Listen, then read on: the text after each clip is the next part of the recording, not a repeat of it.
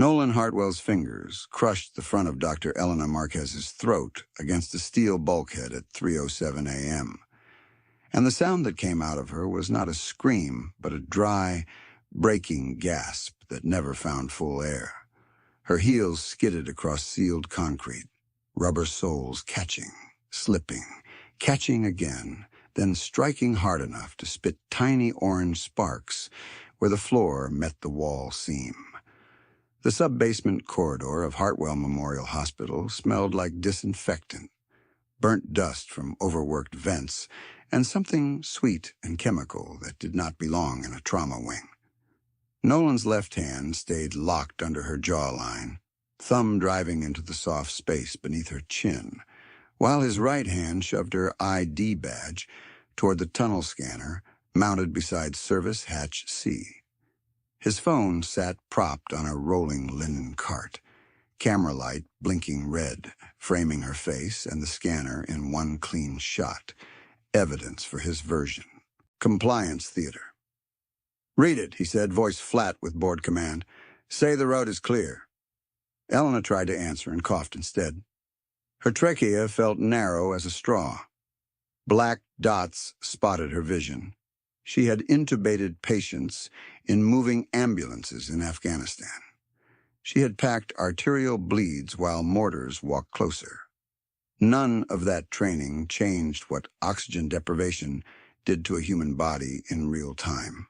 The panic remained primitive. The body always knew first. Nolan pressed harder.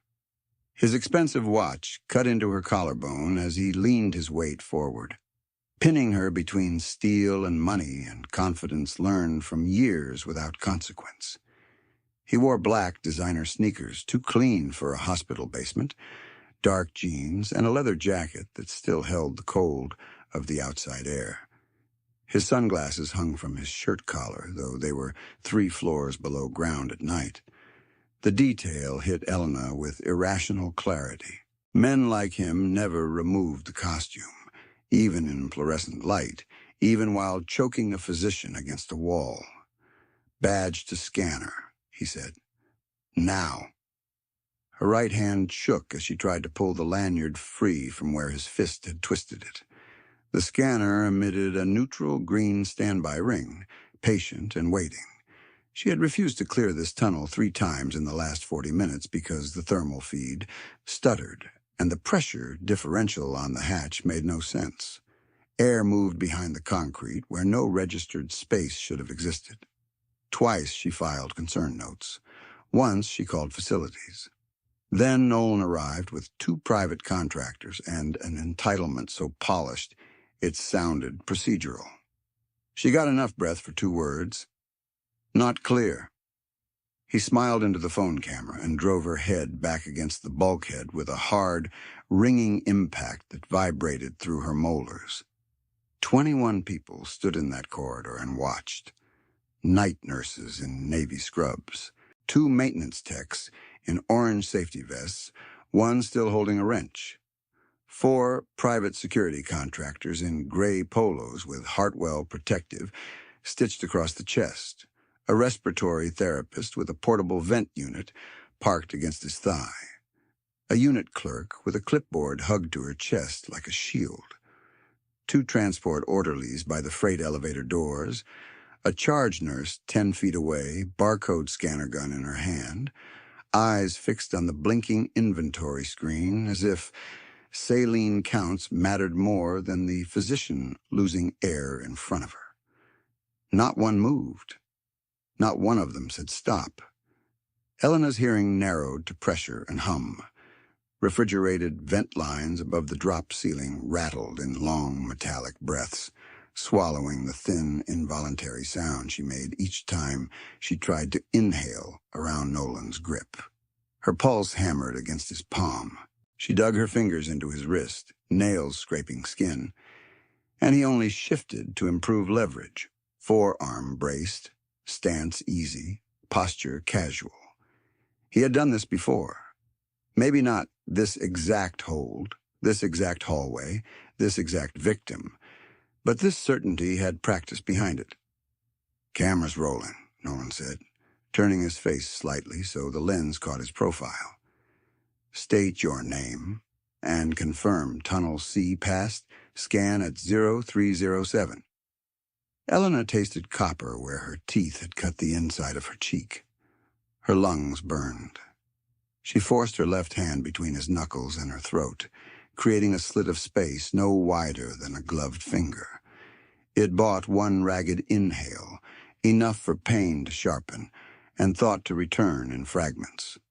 Don't black out. Not here. Not with him filming. The charge nurse scanned another box without looking up. Beep.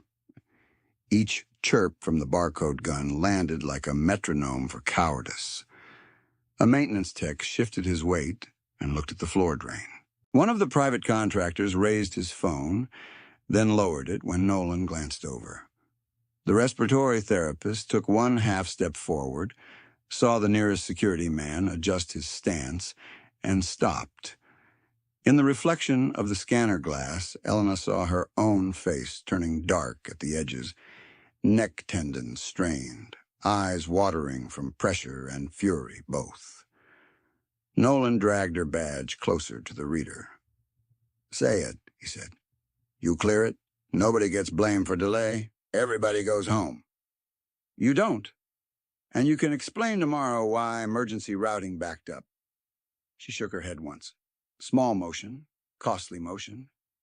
His fingers clamped tighter, thumb grinding up beneath her jaw. "Wrong answer." The phone kept recording.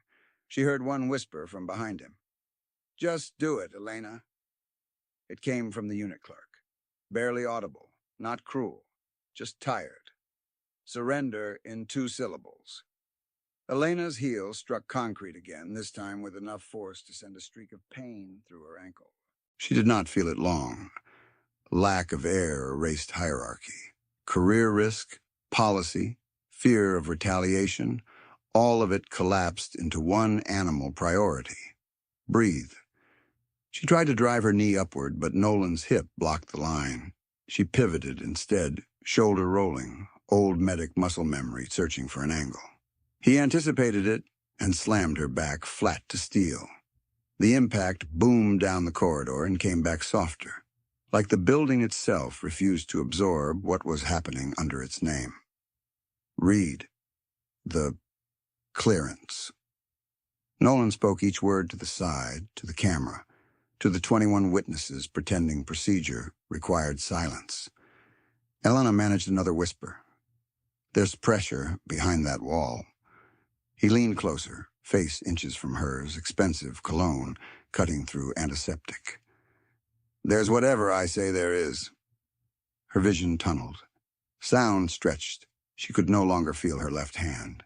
The charge nurse finally looked up, met Elena's eyes for less than a second, then lowered her gaze to the barcode gun and scanned another package. Nobody helped. Nolan released just enough pressure for Elena to gasp, then shoved her badge against the scanner plate. The device chimed refusal because her hand was not on the biometric strip. He cursed, snatched her wrist, and forced her thumb toward the sensor. She fought on reflex, arm trembling, shoulder pinned in the wrong direction. He laughed once, short and delighted by resistance, because resistance let him perform dominance for the recording. "Say it for the record," he said. "Tunnel C clear, no hazards, no obstruction. Say it." Elena's chest convulsed with a shallow inhale that felt like knives. "No." His expression flattened. Performance ended. He shifted from showmanship to force without changing volume. Across the hall, one security contractor turned his radio down so dispatch chatter would not carry into Nolan's video. That tiny movement told her more than any threat could. This was managed. This was routine. Silence had a workflow. Nolan pinned her wrist to the scanner and pressed her thumb down. The biometric ring flashed amber, then green. Access granted. The heavy hatch beside them gave a hydraulic click, then a low unlocking thud from inside the frame. The corridor temperature seemed to drop a degree as air moved through seams that were supposed to be sealed. Elena felt it against her damp skin first. Cold, stale, and laced with fresh-cut epoxy. She knew that smell. They had used the same compound on unauthorized wall jobs after flood damage 2 winters earlier, fast-curing resin over voids nobody wanted inspected too closely. But underneath it now sat another scent, faint and metallic, threaded with trapped heat and human panic. She had no clean way to explain how she knew. Years in field medicine taught her that closed spaces had signatures. This one carried concealment. "Open it," Nolan said to no one in particular. None of the contractors moved. He tightened his grip again and jerked Elena upright by her collar, half lifting her, shoes barely touching concrete. Her larynx compressed under fabric and knuckles. She clawed at his hand and felt her own strength lagging, muscles firing slower, oxygen debt compounding. A tremor ran through her legs. She heard someone near the elevator whisper a prayer and then go quiet when Nolan looked that direction. 21 witnesses, 1 assault in progress, a hospital basement with cameras on every corner, and a blind spot nobody admitted existed. The hatch motor engaged with a grinding mechanical whine. An inch of darkness appeared at the seal line, then 2. Cold air bled out, carrying epoxy, wet concrete, and that same buried note of fear from behind infrastructure that official maps called empty. Nolan yanked Elena toward the opening and shoved her badge into her chest hard enough to bruise. "You're walking in first," he said, "and you're saying it's clear on camera." She coughed, bent, tried to brace one hand on her knee, and he dragged her upright again. At the far end of the corridor, just beyond the fluorescent wash, Atlas stopped moving and went rigid at the tunnel hatch. 87 pounds of tan and black saddleback muscle locked into silence, ears pinned forward, a low growl building in his chest like distant thunder finally finding its target. Then Ray Sullivan stepped into the fluorescent wash at the mouth of the sub-basement corridor, one hand on Atlas's harness, his NWU Type 3 sleeves dark at the cuffs, his jaw scar catching the light like a strike mark on stone. Elena saw him through watering eyes and a narrowing tunnel of vision, and for one strange second, the room arranged itself around that single shape, as if everyone had remembered gravity at once. Nolan still had her collar bunched in his fist. The hatch still stood cracked open beside them, breathing out cold, stale air and fresh epoxy. The phone on the linen cart still blinked red. But the posture of the corridor changed. One contractor lowered his shoulders without meaning to. The respiratory therapist took his hand off the vent handle and forgot to put it back. The charge nurse missed the scan and had to angle the barcode gun twice before it beeped. Atlas did not bark. He did not lunge. His ears pinned forward and stayed there, and his body locked so completely he looked carved instead of born. 87 pounds of tan and black saddleback coat that turned gold in sunlight and dark as iron in shadow, now dark as iron under basement fluorescence. A growl rolled up through his chest, low and controlled, the kind of sound that made men check exits even when they thought they were in charge. Ray did not look at Nolan first. He looked at Elena's airway, at the angle of her neck, at the blanching pressure line where collar fabric cut skin, then at her right wrist pinned red at the scanner plate.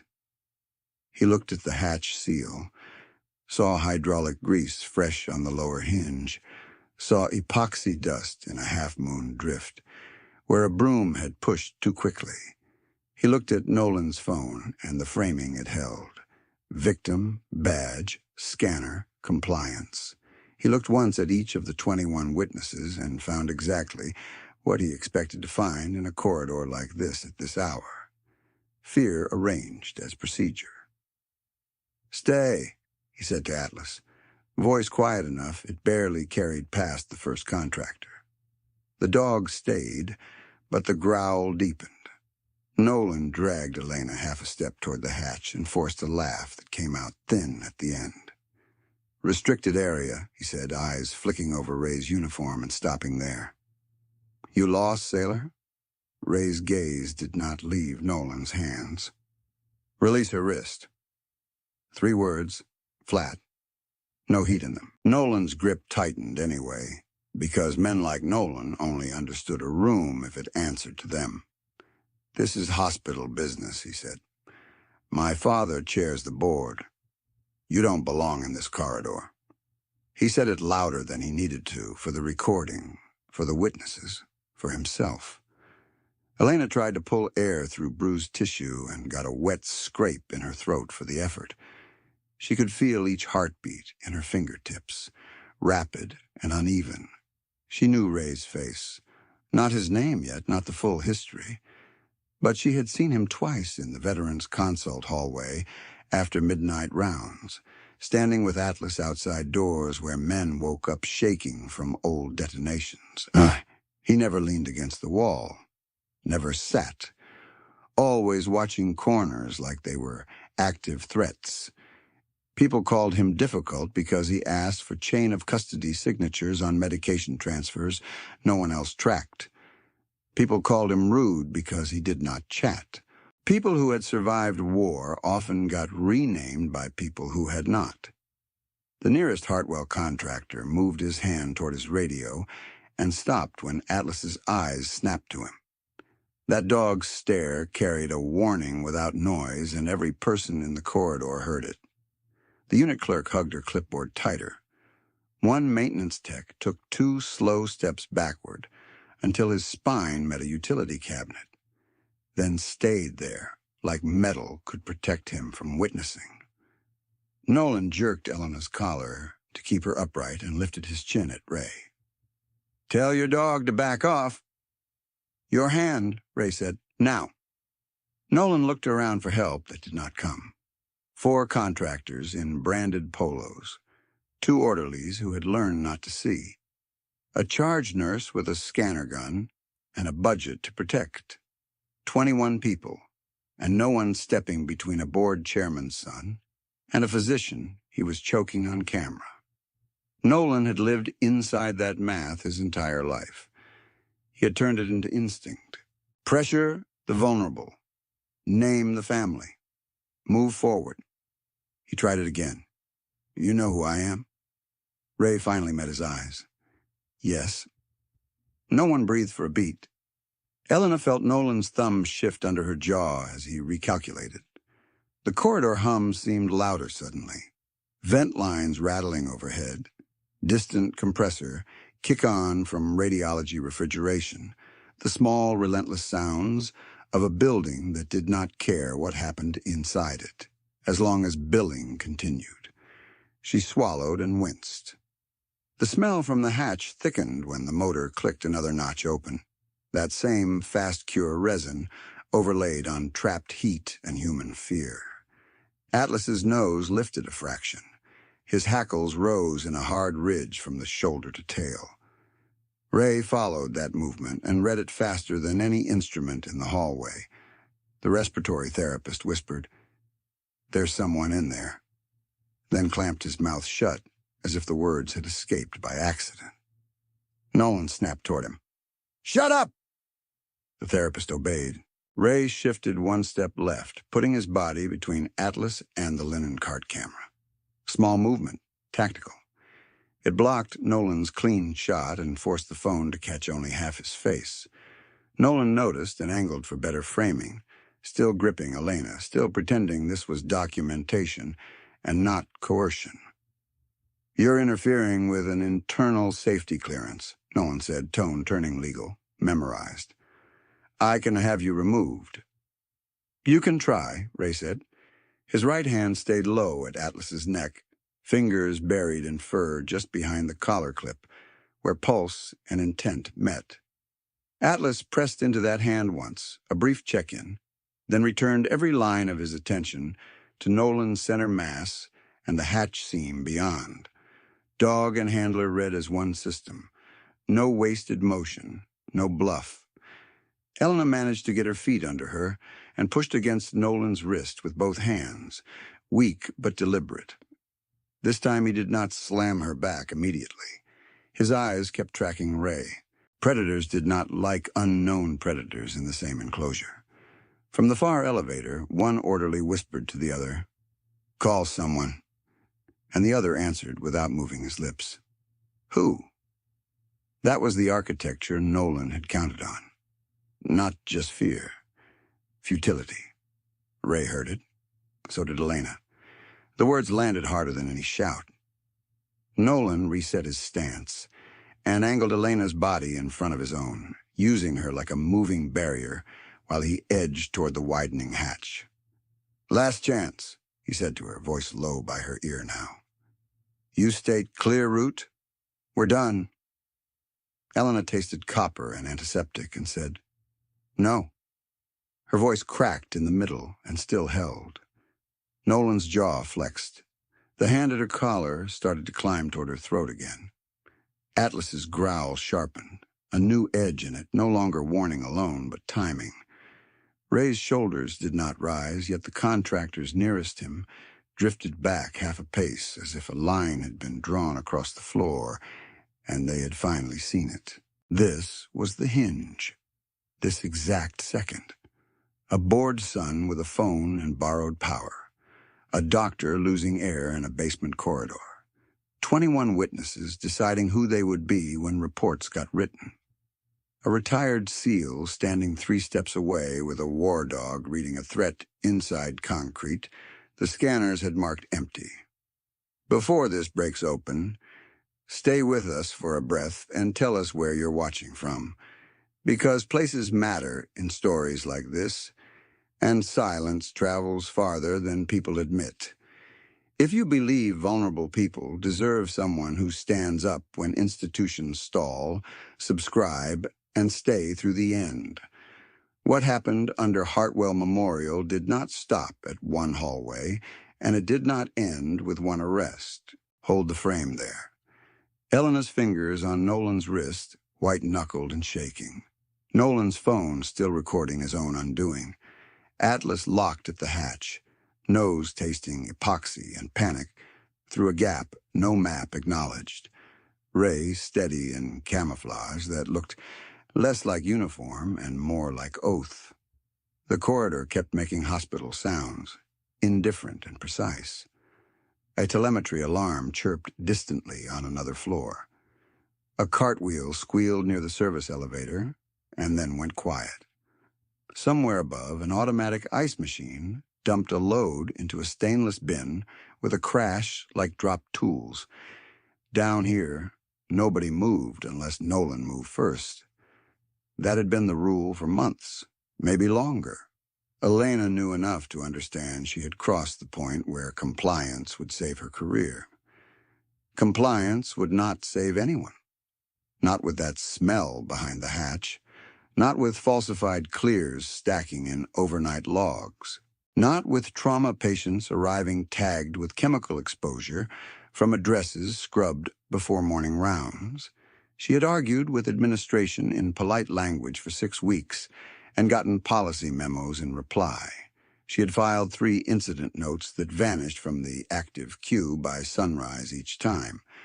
She had started photographing screen anomalies with her personal phone after shift, because official exports arrived corrupted.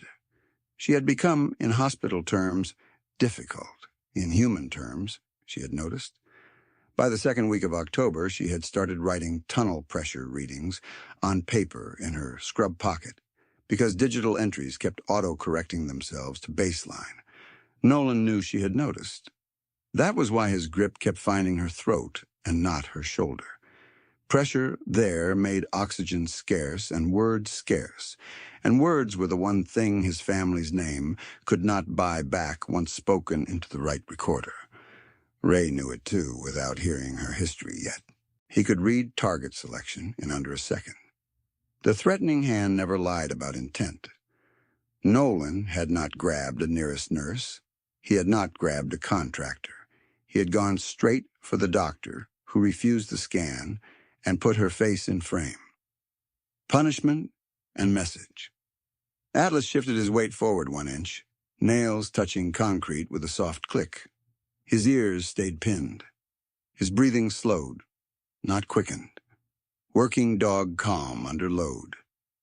Ray's thumb pressed once behind Atlas's left ear. A signal Elena did not know, but Nolan felt anyway, because his shoulders jerked and his eyes snapped to the dog's mouth. No bark. No teeth shown. Worse. A contractor near the hatch finally found enough nerve to speak, voice cracking. "Mr. Hartwell, maybe we should wait for operations sign-off." Nolan did not look at him. "You work for us," he said. The contractor swallowed and looked away. That sentence sat in the corridor like chemical vapor. Ray glanced at the scanner panel and memorized the access log still glowing on screen. User ID Marquez.E, timestamp 307, override flag hidden under a submenu tab, currently open because Nolan had rushed and forgotten to close it. He memorized the firmware string at the lower corner too. 9 digits and 1-letter suffix. Old habit from breaching reports and post-blast boards where one unremarkable code could bury a life or explain it. Elena saw his eyes pause there and understood through pain haze that he was collecting this hallway as evidence, not just danger. That changed something inside her, a small but decisive shift from endurance to witness. If she stayed conscious, she could testify. If she testified, this did not stay in the basement. Nolan pulled her harder, trying to recover control through force of movement. "We're done talking." Ray's voice came back low and exact. "You're done filming." Nolan's laugh broke on the second note. "You giving orders now?" Ray did not answer him. He looked at Elena instead. "Doctor, keep your feet." Simple instruction. Immediate dignity returned with it. She nodded once. Nolan felt that transfer of control and hated it. He raised his phone hand as if to call his own security in. But all 4 contractors were already facing the wrong direction, eyes on Atlas or on the hatch, not on him. The charge nurse had stopped pretending to scan and stood frozen, with the barcode gun hanging at her side. The unit clerk had tears on her face and seemed surprised by them.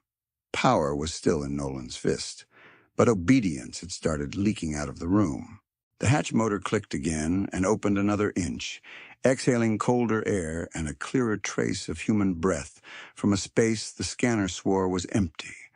Atlas's head turned to that seam with absolute certainty, and Ray turned with him, as if a single spine ran through both of them. Nolan tightened his hold and stepped toward the opening, and Atlas's growl dropped lower, promising the next second would tear the corridor open.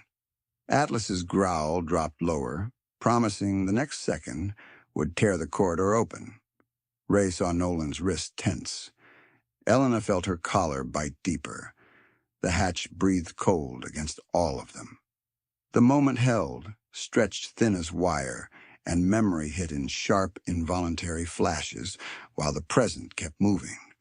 Not a rewind, just the brain indexing danger against everything that had led here. Nolan shifted Elena half a step toward service hatch C and lifted his phone to keep both her face and the seam in frame. "State it," he said, legal calm for the lens, fingers still hard at her throat. "Tunnel C is clear." Elena's voice came scraped but steady. "No." Ray moved 1 measured pace left, not rushing, just enough to spoil Nolan's clean camera angle. Atlas stayed in a controlled downstay at Ray's knee, rigid through the shoulders, eyes locked between Nolan's hips and the widening hatch seam. Cold air pulsed again, stronger now, carrying fresh-cut epoxy and the stale human note that had set Atlas in motion the first time. The scanner panel beside the hatch flickered, recovered, then stuttered on the same maintenance string Ray had already clocked, firmware text that did not match standard hospital deployment. The charge nurse, still frozen near the reader, lifted her scanner wand by reflex, watched it fail to handshake, and lowered it without trying again. Elena's mind flashed Delaney Street. One bedroom over a 24-hour laundromat, floor humming at night from industrial dryers, hallway smell of detergent and wet denim. Alarm at 4:40. Pull-out couch for her, bedroom for Mateo. Fast, red-striped socks on test days. Laminated med schedule on the fridge. Napkin notes under lunch lids. You are brave. Be kind. I'm proud of you. Nolan felt Ray's lateral pressure and reasserted control, dragging Elena with him another fraction toward the hatch while angling his body so she stayed between him and Atlas. Defensive repositioning, deliberate. Family authority, he said to the room, then to the phone, building his record while he squeezed. She is non-compliant with authorized operations. Ray didn't look at the phone. Nolan, loosen your grip now. Keep your right hand visible. Do not move her any closer to that opening. The respiratory therapist, voice thin with adrenaline, said it again before she could stop herself. There's someone in there. Nolan snapped, "Oh, quiet."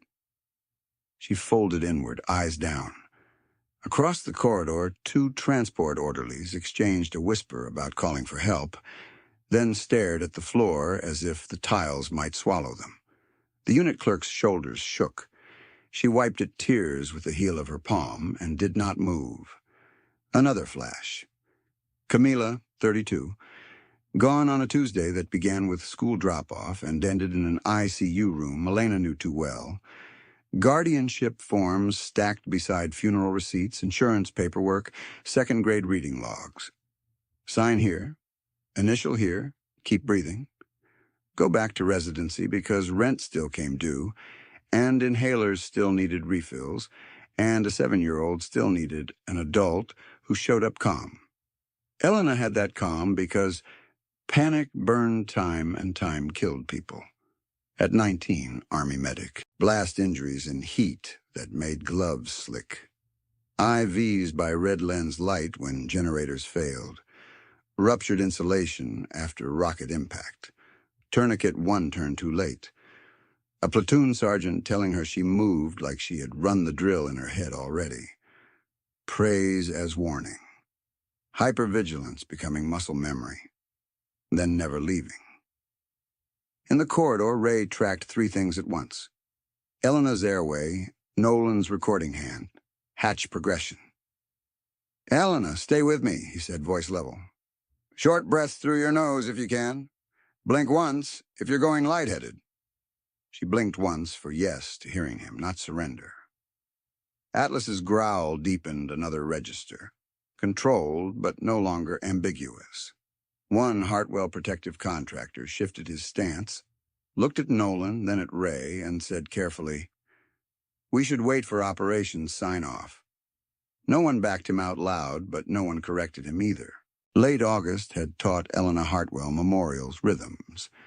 Which elevator stalled between B2 and B1, which night pharmacist carried burnt coffee in a steel thermos, which trauma bay doors swelled in humidity, reliable, overpopular, hair braided tight under scrub cap, trauma shears in right cargo pocket, 4 hours of sleep when Moon and Pager both cooperated, then the industrial chemical exposure patients. First at 1:12 a.m., male, 31, disoriented near rail lots, fine white particulate in clothing seams, forearm burns not matching EMS story, intake label pre-filled before triage finished. Second 2 nights later, female, 24, tachycardic, vomiting, same cluster, same coding language, same request to route chart review through a compliance liaison no one knew. Third in his 50s, respiratory distress, anisocoria, repeating between nebulizers. They sealed the door. They sealed the door. The hatch clicked and eased another centimeter on its own track, metal complaining softly. Fresh cold rolled out, then warmer backwash as if air was exchanging with a deeper pocket behind the wall. Atlas's ears knifed forward. His nostrils fluttered. The growl steadied, less noise than sustained warning. Ray lifted one hand, palm low toward Atlas without breaking eyeline with Nolan. Hold. Atlas held. Elena had written, "They sealed the door verbatim." By morning, it was gone in revision. 3 days later, she printed downtime admissions between midnight and 4, folded copies into her notebook, tracked patterns on paper because paper didn't autocorrect itself to baseline by sunrise. Pattern narrowed to service routes under the hospital, utility passages near old imaging vaults and decommissioned storage, airflow fluctuations with no listed reason.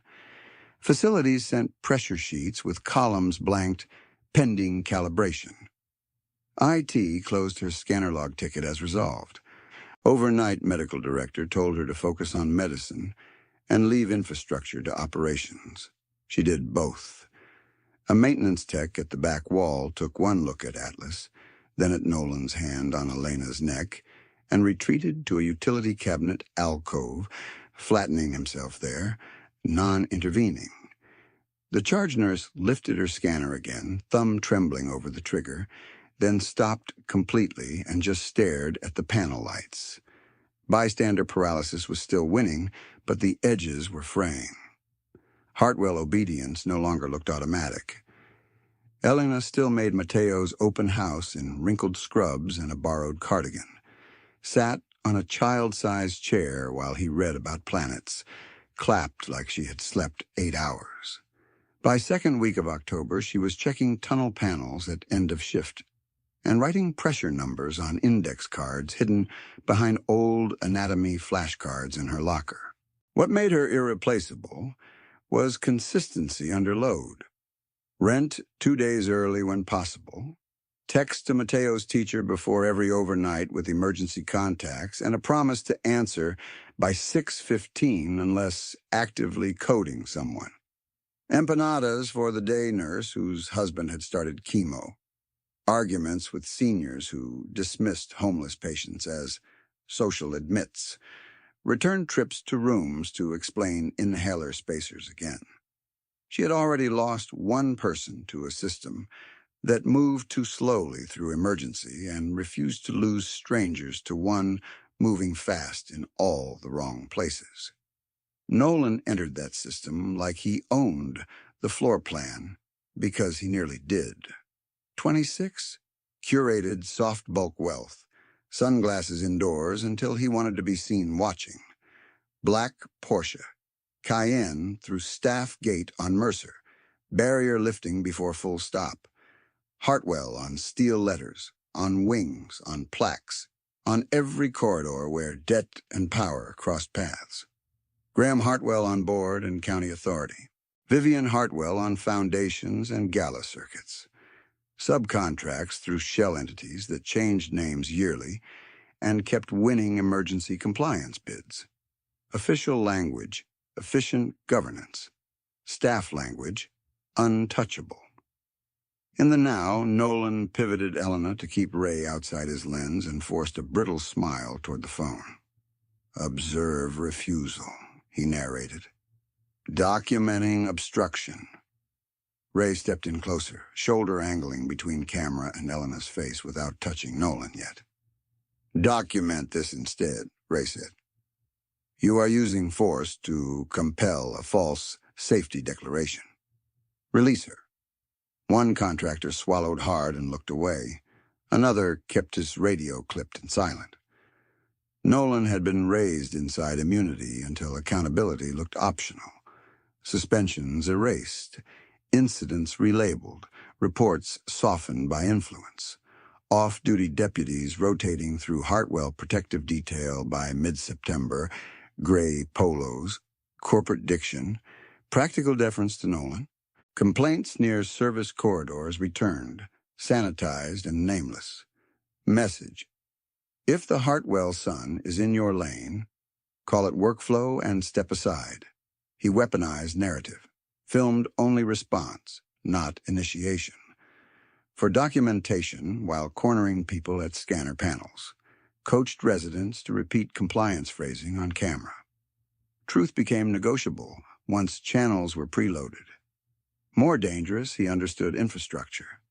Scanner upgrades 2 years earlier, sold as modernization, firmware routed through a contractor with no listed employees and rotating billing addresses. Hidden override in maintenance diagnostics.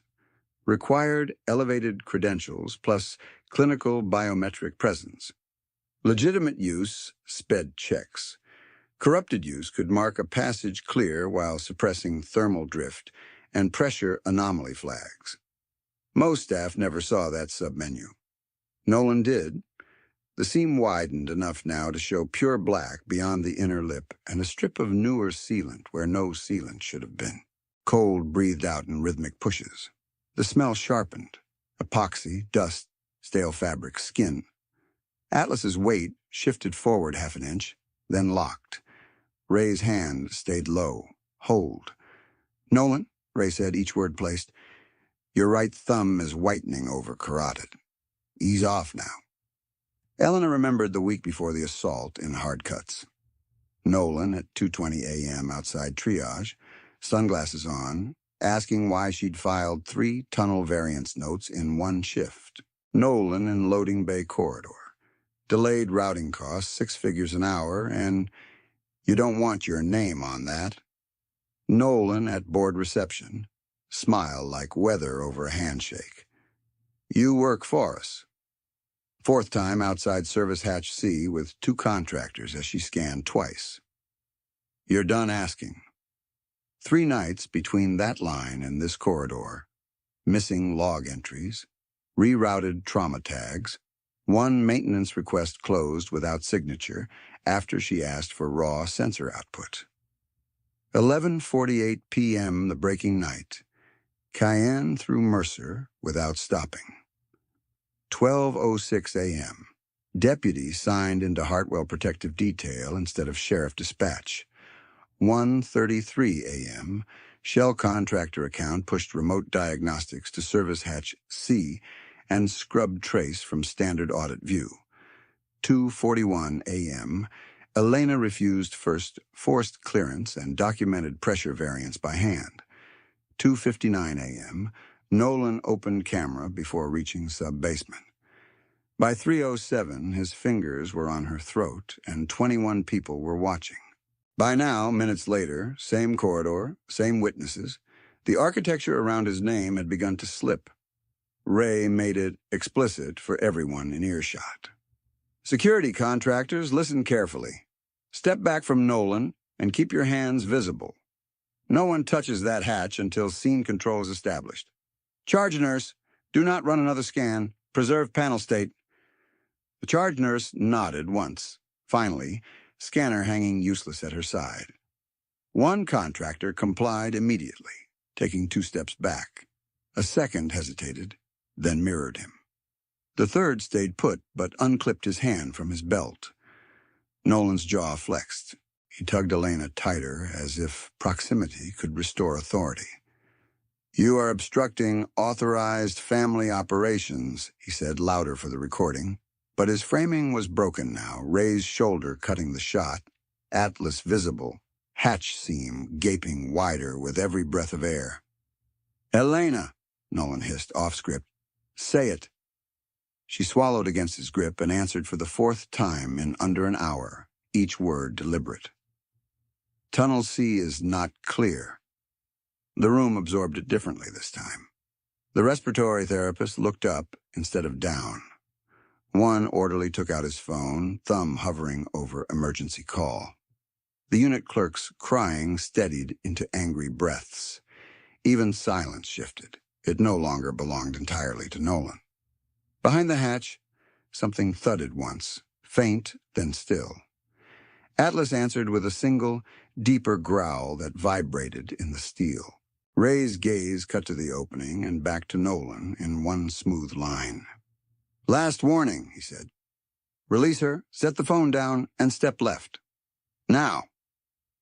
Nolan did not release her, but his grip changed. Less certainty, more calculation. And that, in a corridor built on forced compliance, was the first visible break. That shift in Nolan's grip was small, but Ray read it the way other men read weather. Not surrender, not yet, just the first crack in a structure built on intimidation. Ray kept his shoulders level, and his breathing even, eyes on Nolan's hands, then on Elena's throat, then on the hatch seam, where cold exhaled in disciplined pulses. He did not rush the next command because rushed men telegraphed emotion, and emotion gave men like Nolan room to gamble. Atlas stayed locked at Ray's leg, weight forward, ears pinned, the growl still running low through him like a generator under load. "Hold," Ray said. Atlas held. The word carried both directions. To the dog at his side, to the fracture opening in the corridor. To Ray himself, because smell had memory, and the epoxy leaking from that hatch had just reached the part of his brain where Yemen still lived. He had been a breacher then, attached to an element that operated in places maps simplified and families never saw. Owen Pike had been point man the night the tunnel report came back clear, a 2-page confirmation routed through local contractors and signed by an analyst who had never stood in that heat. They had stacked on a reinforced door under a textile warehouse and gone in by the numbers. Flash, entry, split, secure. Then the floor behind the inner wall gave way into an unmarked secondary shaft that should have been flagged in pre-assault scans. Weight shifted. Concrete sheared. Cable tray and dust came down together. Owen vanished into a collapse that sounded less like an explosion and more like a building deciding all at once to stop pretending it was stable. Ray had reached him, late by minutes that never stopped replaying. By the winter after Yemen, Ray had stopped sleeping in stretches, longer than 90 minutes without waking to check exits he already knew were there. He carried no dramatic speech about it. He carried routine. 3 checks on locks, 1 check on windows, hallway mirrors angled for blind corners. Coffee at 0200, whether he wanted it or not. Bootlaces laid out parallel to the bed in case he had to move fast in the dark. Silence became the trigger more than noise. Quiet rooms gave memory room to assemble itself. His hands stayed steady because training held. His chest stayed tight because grief did. He retired with a clean file and a body that read every closed space as a question. 6 feet of old discipline and unfinished mourning. Broad shoulders built by work, not performance. Dark hair cut short with gray beginning at the temples before 40. A scar crossing his jawline from a blast door hinge in Mosul years earlier. Fine white lines across both knuckles from steel, concrete, rope burn, and one bad extraction where the latter slipped and timing did not forgive it. He wore NWU Type 3 even off-duty because civilians called it stubbornness, and he called it armor. What Elena had seen in the veterans' consult corridor at midnight had not been rudeness. It had been calibration. He had transitioned to military working dog support because the only silence he could tolerate was silence with a dog breathing nearby. That assignment put him in rooms where service records ended and bureaucratic language began, where animals with combat histories got reduced to disposition codes and cost projections. It also put him in front of men who talked about risk in spreadsheet terms and called trauma temperament concerns when budgets were tight. 8 months before this night in the basement, Ray had stood in the Fort Sailor Disposition Center with a file in his hand and Atlas behind chain link, and a civilian program director had told him, "This one is not recommended for private placement." Ray had asked why. Handler loss, pain reactivity, failed civilian acclimation trial, left hip limitation, high drive profile. They said it clinically, efficiently, as if all damage could be sorted into neat bins. Atlas had watched him through the gate with eyes that did not wander. No barking, no spinning. Just that fixed, searching focus of a dog waiting to determine if this human was temporary. Ray had crouched, said nothing, and put his fingers through the fence. Atlas had moved in and pressed his muzzle into Ray's palm, with the care of an animal who had learned that affection might be removed without warning. Ray had felt the scar tissue at the dog's left hip under the kennel light during assessment the next day, a ridge beneath coat and muscle where shrapnel had gone through and surgeons had done what they could with what they had. He filed the first adoption request on a Thursday. Denied. He filed the second with supplementary veterinary letters and a retired handler endorsement. Denied. He requested case review. Delayed. He requested command-level reconsideration and attached his own service record with an addendum that did not mention insomnia and did not mention the night he woke with his hand around an empty holster, because memory had outrun reason. Partial approval pending housing inspection. He passed inspection. Then finance flagged liability. He appealed again. The process took 8 months because systems built to absorb urgency can always find one more form. Ray kept showing up anyway. In the corridor now, Nolan's phone hand twitched as if he might raise it again for leverage. Ray shifted half an inch and blocked that angle without touching him. Atlas never broke line of sight. "Elena," Ray said, not loud, eyes still on Nolan. "How many minutes since he first put hands on your throat?" 42, she rasped. Nolan snapped, "She's exaggerating." Elena swallowed against pain and corrected him. 42. Ray gave one short nod. Another timestamp stored.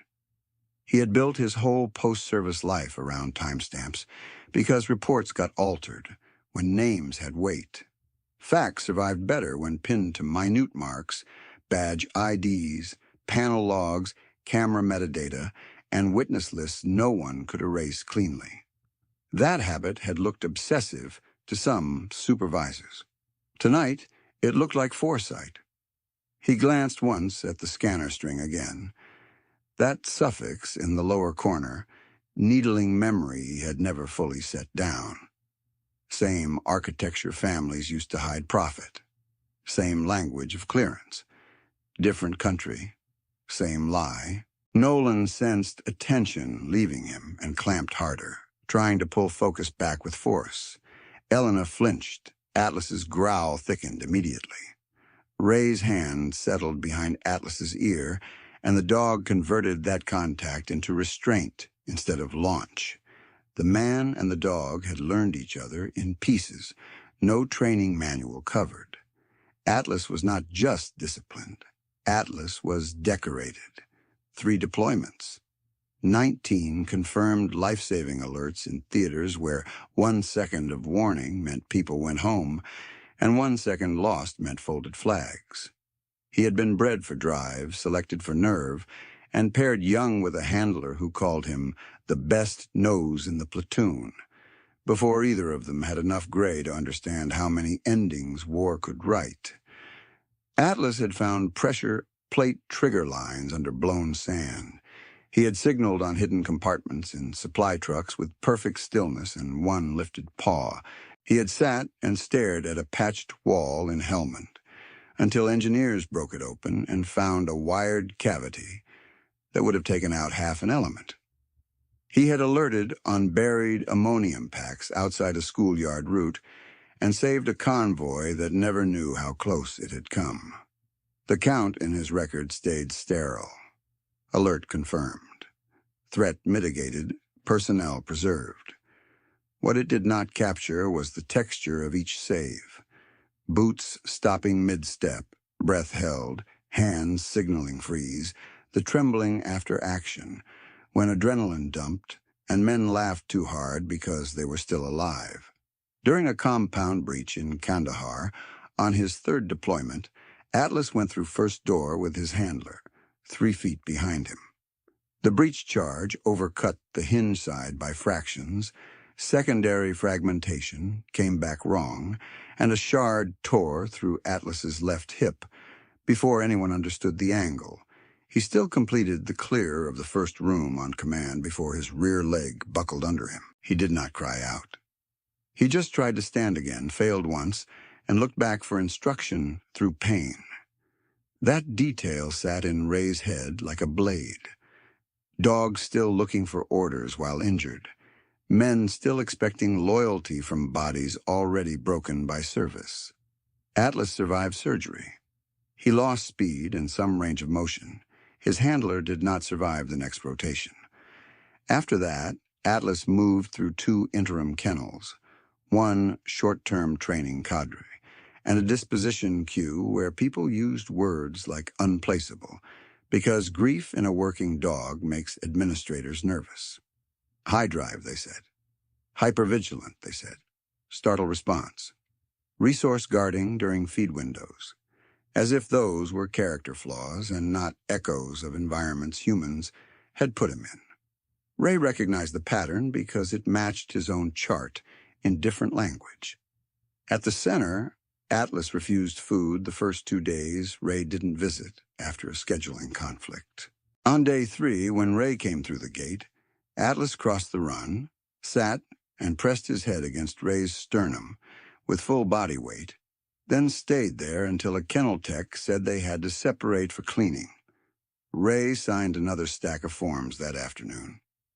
By the second week of June, Atlas was sleeping in Ray's apartment by the door, one ear tracking hallway traffic, rising without sound when Ray woke from dreams and pacing beside him, until his breathing slowed.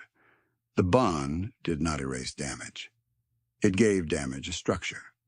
Ray learned Atlas's warning ladder, ears rotating forward first, shoulders locking second, hackles third, then the low chest vibration that meant certainty.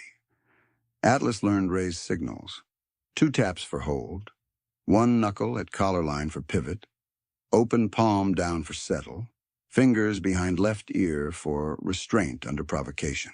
They trained in empty warehouse lanes, in mocked-up corridors, in parking structures at dawn, in hospital service halls after permission papers were signed by administrators who never imagined why those reps mattered. 19 life-saving alerts before retirement. 1 more tonight, if anyone in authority had the courage to count it.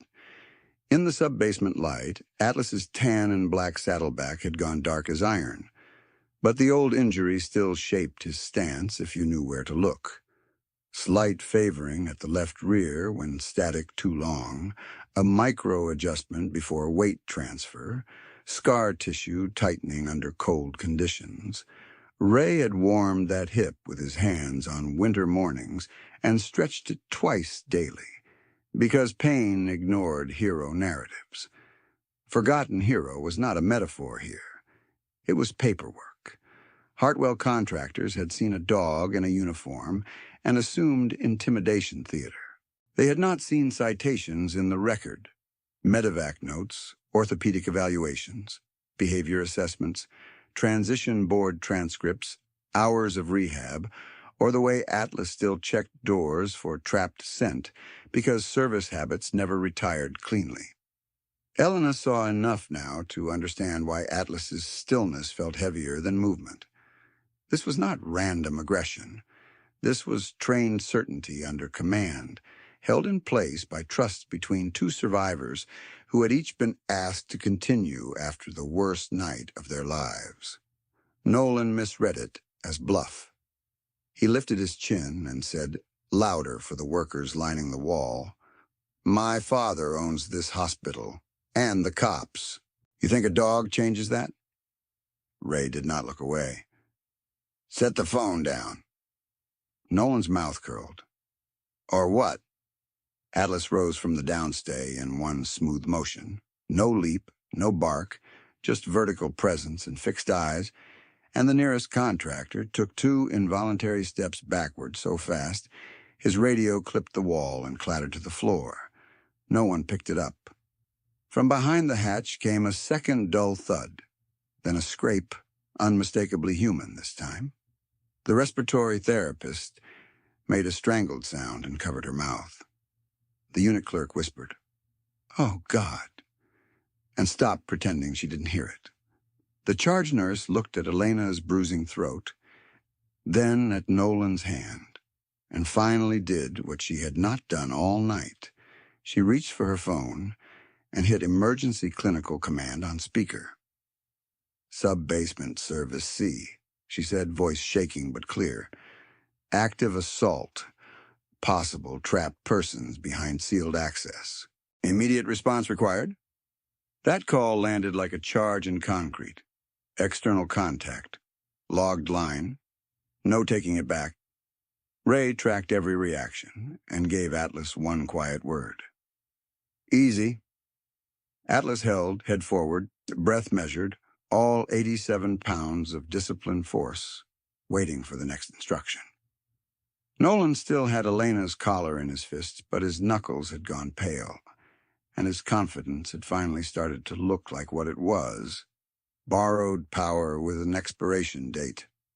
Borrowed power failed fastest when someone started an official clock, and the charge nurse's emergency call put one on speaker for everyone to hear. "Clinical command. Confirm location," a dispatcher said through static. "Sub-basement, service corridor C," the charge nurse said. Her barcode gun hung from 2 fingers now, forgotten. "Board chair's son is assaulting Dr. Marquez. We have possible trapped persons behind hatch access." The dispatcher paused just long enough for everyone to understand this line was being recorded somewhere beyond Hartwell control. "Units notified. Do not approach hatch. Preserve scene. Is the victim breathing?" Elena answered before Nolan could. "Compromised," she rasped, voice torn and low. Nolan jerked her collar once, trying to turn her away from the speaker, but the move was weaker than his earlier violence, and everyone in that corridor felt the difference. 42 minutes ago, he had directed the room like a man rehearsing a process. Now his left hand shook where it bunched the fabric at Elena's throat, and his eyes kept cutting between Atlas, the open hatch seam, and the phone still recording from the linen cart. Cold air continued to pulse from the opening in mechanical breaths. Epoxy sat on top of it, like fresh paint over rot. Underneath, the trapped human scent was stronger now, damp and stale and undeniable.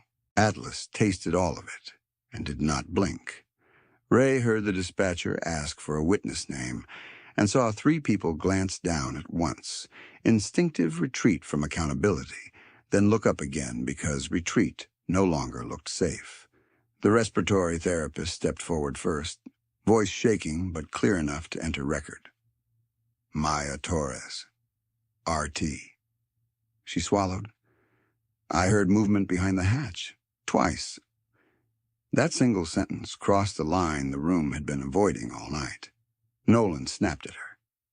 "You don't talk without authorization." Maya flinched, but she did not take it back. "I already did." The unit clerk, eyes red, lifted her own phone and started filming with both hands to stop the tremor. One of the maintenance techs finally set his wrench on the floor, as if it had become evidence by contact alone. The orderly closest to the elevator moved to block the corridor entrance, not to trap anyone, but to keep other staff from walking blindly into a live scene. 21 people had entered this hallway as bystanders.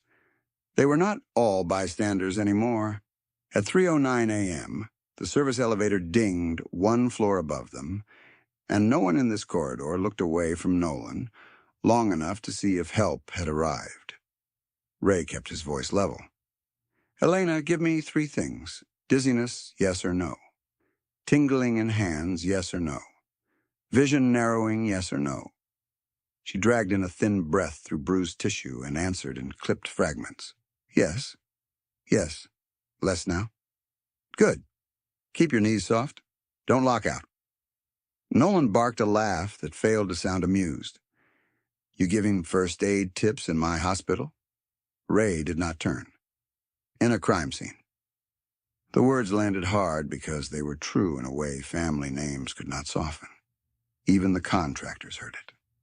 One shifted his feet farther from Nolan and raised both palms at chest level, unspoken surrender to legal distance. Another bent to retrieve the dropped radio from the floor, then thought better of touching it and straightened with empty hands. Elena felt Nolan's grip creep again toward her throat, old habit under stress, and she caught his wrist with both hands before he reached full leverage. The move would have failed earlier when oxygen debt had narrowed her world to survival. It held now because Ray's instructions had restored sequence. Breathe, align feet, preserve airway, document. She set her heels, shoulders angled, chin tucked against pressure. Her pulse still hammered, but she was no longer dangling from his control. Nolan sensed that transfer and pushed harder, trying to drag her backward toward the hatch and reclaim the frame of dominance his camera had been built to capture. The hatch answered with another dull thud from inside, then a scrape like fabric against concrete. The sound stopped every voice in the corridor. "Who's in there?" Maya whispered. No one answered. No one needed to. Ray's eyes moved once to the scanner panel. User ID still showed Elena's credentials, forced biometric at 0307. Override flag remained exposed in the submenu Nolan had failed to close. Firmware string glowed in the lower corner, unchanged. He memorized it again, then shifted one half step to keep Nolan between himself and Atlas, while preserving a clear path to Elena if Nolan lost control and fell wrong toward the opening. "Nolan," Ray said. "And this." Nolan's jaw flexed. "You don't command me." Ray's posture stayed almost still, but the stillness had a quality. Men who had never been corrected failed to read until late. No performance, no threat display, just finished calculations. The dispatcher on speaker came back, voice tighter now. "Sub-basement C, respond. Are there weapons present?" The charge nurse looked at Nolan's hands, then at Atlas, then at Ray's empty belt line. "No visible firearm," she said. "Manual assault in progress." "Understood. Sheriff units and state inspectors en route. Keep line open." "Sheriff units, state inspectors, external contacts multiplying in real time." The architecture Nolan had counted on was receiving callers he did not control, and everyone heard it happen, sentence by sentence. He tried one last shortcut through class hierarchy. "Do you know who signs your contracts?" he yelled at the contractors. "Move this dog, now." None of them moved. One finally met his eyes and said, "No, sir." It was quiet, almost apologetic, but it was refusal. Nolan's face changed then. Not into fear yet, but into something less stable than anger. Confusion that obedience had failed in front of witnesses.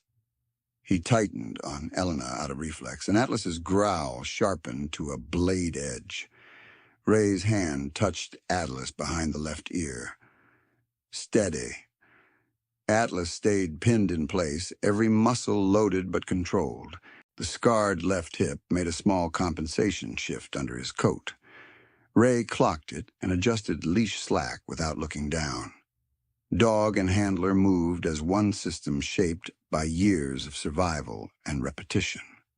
Elena coughed and found enough voice for a sentence she wanted recorded. "He forced my thumb to override the scanner." The unit clerk repeated it aloud while filming, as if anchoring it for memory. "Forced override at 0307. "Say it again," Ray said to Elena. "He forced my biometric override." "Thank you." Nolan tried to pull her backward again. She resisted, feet sliding an inch, then holding. The corridor floor squealed under rubber soles. The phone on the linen cart kept blinking red, still gathering his own collapse from the worst angle possible. Ray glanced at it. "You can put that down yourself, or evidence tech does it for you." Nolan spat back. "My father will bury this before dawn." "Maybe," Ray said. "Not this recording." That hit him harder than any shouted insult could have, because for the first time he looked at the cart and seemed to see what it actually contained. Not leverage, not performance, but a time-stamped chain of coercion with witnesses, audio, and panel data all in the same frame. From the hatch came a cough. Faint. Human. Then silence. Maya covered her mouth again and started crying without sound. One maintenance tech turned to the wall and swore under his breath, not at anyone in particular, just at himself for standing here this long, doing nothing. The orderly by the elevator straightened and spoke to the open speaker line. "Command, update. We heard a person cough behind hatch." The dispatcher did not miss a beat. "Copy. Potential live entrapment. Fire rescue notified. Maintain no entry perimeter. Live entrapment. Official term. Official consequence." Nolan heard it, and his pupils widened.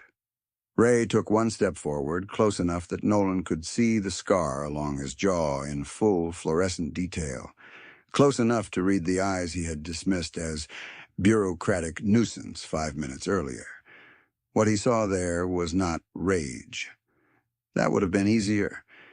He saw concentration, stripped of doubt, the calm of someone who had gone down tunnels on false clears and come back carrying names. That was when Nolan began to understand he had mistaken silence for weakness. Ray gave him the last clean option. 2 words. "Let go." Nolan answered with a name drop because that language had always saved him before. "Sheriff Crane answers me." Ray did not even glance at the speaker. "Then he can watch." Nolan raised his free hand as if to strike past Elena's shoulder, a wild motion more than a plan, and Atlas rose fully into vertical pressure without lunging, chest forward, eyes locked, a sound in his throat like distant thunder reaching steel. The nearest contractor stumbled backward into the wall. The charge nurse gasped. Nolan froze mid-motion as 87 pounds of trained certainty occupied his future in one step. "Call him off," Nolan said, and this time the command was gone from his voice. Ray's gaze never wavered. "Release! Her!" For one suspended second, Nolan looked at Elena, at Atlas, at Ray, and at the hatch exhaling proof behind him. The whole protection racket was in that glance. Money, badges, procurement shells, frightened staff, altered logs, all of it balanced on whether he could still force the room to obey. He looked back at Ray and found no bargaining space there. He loosened one finger on Elena's collar. Then another. Not enough. Ray tilted his head the smallest degree, and Atlas shifted his front paws forward with surgical precision. No bark, no snap, just one controlled advance that erased the remaining distance Nolan thought he owned. Nolan let go. Both hands. Elena staggered 2 steps toward Ray, caught herself on the wall, and sucked air that sounded like gravel but kept coming. Ray moved between her and Nolan in one smooth line, left arm out to shield her, right hand low on Atlas's harness. Nolan tried to recover face immediately, pointing at Elena as if release had been his decision all along. She falsified operations data. She compromised patient flow. "You're all witnesses." The unit clerk answered before anyone else could. "We are." It was not agreement. Nolan understood that too late. He took one retreating step toward the hatch opening, heel near the seam, eyes flicking to the corridor mouth like he might bolt through the service lane before units arrived. Ray saw the vector instantly. So did Atlas. "Don't," Ray said. Nolan made the mistake anyway and shifted his weight to run. Atlas moved first, fast and clean, intercepting center line with a controlled hit to the hips that spun Nolan off balance and put him on the concrete without teeth, without frenzy, just disciplined force, pinning motion before it became flight. Nolan cursed and twisted, then stopped when Atlas's growl dropped directly over his sternum, and Ray's shadow fell across both of them. Nolan looked up at Ray from the floor, breathing hard, designer jacket streaked with dust, and finally saw the thing he had never had to see in his life. Consequence arriving in a man who did not need to raise his voice to deliver it. Ray crouched just enough to put his hand flat over Atlas's shoulders, and the dog held Nolan to the concrete with controlled weight, breath rumbling, jaws closed, eyes fixed. "Hands out," Ray said. Nolan's cheek was against the floor, dust streaking his jacket, one wrist trapped under his chest. "Get him off me." "Hands out." Nolan dragged both hands into view. Ray nodded once at the closest contractor. "Zip ties. On him. Double loop." The contractor hesitated, then looked at Atlas, looked at Nolan, and obeyed. Plastic ratcheted tight around Nolan's wrists. The sound was small, almost polite. It ended the argument in the room. The speakerphone on the charge nurse's line crackled. "Units are 30 seconds out. Maintain separation." She answered immediately this time, no glance toward Nolan for permission. Separation achieved. Suspect restrained.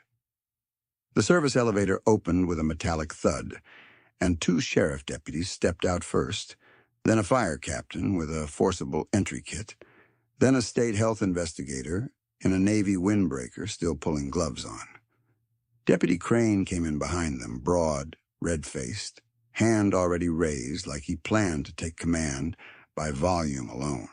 He saw Nolan on the floor, Atlas over him, Ray in camouflage, Elena against the wall with bruising at her throat, and 21 witnesses staring straight at him instead of down. Crane pointed at Ray. "Call off that dog." Ray did not move. "Assault victim is breathing with compromise. Possible live entrapment behind hatch. Scene is recorded. You're on speaker with clinical command and dispatch archive." Crane opened his mouth to push again, then saw the unit clerk's phone filming, saw the charge nurse's speaker timer still running, and heard dispatch confirm through static, "Deputy Crane, this line is preserved. Do not interrupt medical rescue." Layer 1 failed. Nolan rolled his shoulder and shouted from the floor, "Uncuff me. My father owns this hospital and the cops." No one answered him. The fire captain stepped to the hatch and stopped dead when Atlas's head turned. Ray gave one word. "Easy." Atlas shifted off Nolan and returned to Ray's leg, still rigid, still tracking seam and scent. The captain nodded his thanks without saying it and put a thermal scope through the gap. He inhaled hard. 2 heat signatures. Alive. Low movement. He looked to dispatch audio. "Request confined space team now. We're making entry." Maya Torres, the respiratory therapist, stepped forward before fear could retake her. "I heard them twice. Thuds, then coughing." Her statement went into 3 recordings at once. Dispatch, unit clerk video, and the badge cam clipped to an intern's chest pocket that had been silently buffering from the moment Elena was pinned. The intern, pale and shaking, finally spoke up. "My camera auto-uploaded when command tone hit. State server got it." He held up his tablet, upload confirmation on screen. Layer 2 failed. The health investigator moved to the scanner panel. "No one touches this," she said, photographing the open submenu, the override flag, the forced biometric log under Elena's ID, and the firmware string in the corner. Ray read the suffix again while she read it aloud for chain of custody. Elena reached into her scrub pocket with trembling fingers and handed over folded index cards, each marked with handwritten pressure readings and times. The investigator bagged them, signed the seal, and had Elena initial the tape. Physical evidence had a pulse now, not a rumor. At 3:22 a.m., confined space firefighters arrived, cut the secondary seal, and pulled the hatch fully open. Cold rushed out hard enough to fog lenses. Inside the hidden chamber sat stacked vacuum bundles stamped with cartel marks, scanner repeaters wired into a false wall, and two-bound adults in contractor coveralls with adhesive residue on their wrists and dust masks hanging at their necks. Dehydrated, conscious, terrified, not dead, not silent anymore. "Medic!" one firefighter shouted. Elena pushed off the wall on instinct, then stopped when Ray touched her sleeve. "You're the patient first." She hated that he was right and nodded anyway. A paramedic started oxygen on her, while another treated the two rescued workers. The older one pointed toward Nolan with a shaking hand and said in broken fragments, "He said clear route. Said scanner says empty. No police." Layer 3 failed. Deputy Crane tried once more, quieter now to salvage control. "We'll transport internally. Keep this contained." The state health investigator turned to him and held up her credential wallet like a blade. "This is no longer county contained. We have assault, falsified safety systems, illegal confinement, controlled substance trafficking, and evidence tampering in a licensed facility. Step back." Crane stepped back. Layer 4 failed. By 4:18 a.m., the board conference room 2 floors above had become a command post that smelled like stale coffee, printer toner, and panic. Nolan sat handcuffed at one end of the table under deputy watch that no longer answered to Crane.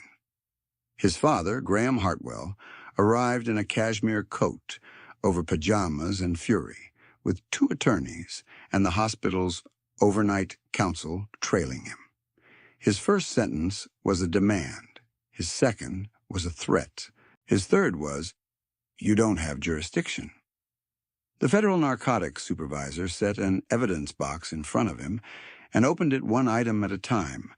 Nolan's phone from the linen cart, still recording through restraint. The scanner panel image set with timestamps. The intern's auto-upload chain log. The unit clerk's video. Elena's index cards. Epoxy dust scrapings from the false wall. Subcontract invoices from a shell vendor tied to Hartwell Development, and a printed dispatch transcript including Crane's attempted intervention. "Your name is on the building," the supervisor said. "It is now on the warrant." Graham went still. Across the room, the contractor who had asked for operations sign-off finally finished the sentence he had swallowed downstairs. "I got told to keep staff back while maintenance calibration ran." Nolan gave the order. Deputy Detail backed him. He signed his statement with a hand that shook so badly the second initial looked carved. The maintenance tech, who kept staring at the floor, gave his piece too. "We laid fast cure epoxy over that seam 2 nights ago. I was told it was moisture control. We got cash bonus envelopes." He handed over his envelope, untouched, with Hartwell Facilities' petty cash slips still stapled inside. The charge nurse admitted she had looked away and kept scanning because she believed reporting would end her career. "I was wrong," she said, voice flat from shame and exhaustion. Maya gave a full recorded account. The unit clerk, who whispered "just do it" into Elena's collapse, said she had whispered surrender because she thought no one was coming, then looked at Ray and Atlas and added, "I was wrong too." The second orderly who had asked who to call never added to his first statement. He signed the basic witness form and never explained his silence further. It stayed noted in the file exactly that way. By 5:02 a.m., State licensing suspended hospital tunnel operations pending forensic review. By 5/11, county procurement froze the shell contractor accounts. By 5/19, narcotics agents served seizure notices on 3 Hartwell-linked storage properties listed in the recovered chamber ledger. Every call Elena had made over 6 weeks that had died in internal queues was pulled, logged, and appended to the case chronology with dismissal codes intact. Every suppressed thread had a number now. Near sunrise, in a decontamination corridor that smelled of bleach and warm plastic, Elena sat wrapped in a gray blanket with oxygen tubing looped over bruised skin. Mateo slept against a volunteer coordinator's shoulder, one sneaker dangling, fists closed around a folded dinosaur sticker. When he woke and saw Elena, he slid down, ran the 3 steps he was allowed to run, and climbed into her lap as carefully as children do when they sense injury without understanding anatomy. "You sound scratchy," he whispered. "I know," she said, pressing her face into his hair. "I'm still here." Ray stood 10 feet away, finishing his statement with a state investigator who had switched from interrogation cadence to quiet respect. She held out one final printout. Firmware analysis came back fast. The scanner patch in Service C matches a legacy vendor branch flagged in an overseas military false clear case from Yemen. Same diagnostic suppression behavior. Same suffix family. Ray took the page and read the code once. He did not need a second pass. Owen Pike's name did not come out of him as speech. It came out as air leaving his lungs for the first full time that night. Atlas stepped in close, turned sideways, and pressed his head hard into Ray's chest, right under the sternum, where breath caught when memory surged. Ray's hand found the back of Atlas's neck and stayed there. Atlas refused to move until Ray's breathing slowed to a steady count. Elena watched them and understood the shape of that silence. Not emptiness, completion. The investigator collected the last signatures, sealed the final evidence pouch, and read out the chain of custody numbers so everyone heard them land. Nolan was transferred in cuffs to state custody on camera. Deputy Crane was placed on administrative leave pending obstruction review before he left the building. Graham Hartwell sat alone at the conference table when agents removed his access badge and replaced it with a visitor pass. By the time morning staff arrived, the Hartwell name over the sub-basement corridor had been covered with brown evidence paper and black case tape. Ray clipped Atlas's leash, nodded once to Elena and Mateo, and started toward the exit ramp where dawn light finally reached concrete. Atlas limped faintly on the left for 3 steps, then leveled out, shoulder brushing Ray's leg as if to confirm both of them were still present and accounted for. This time the truth stayed above ground.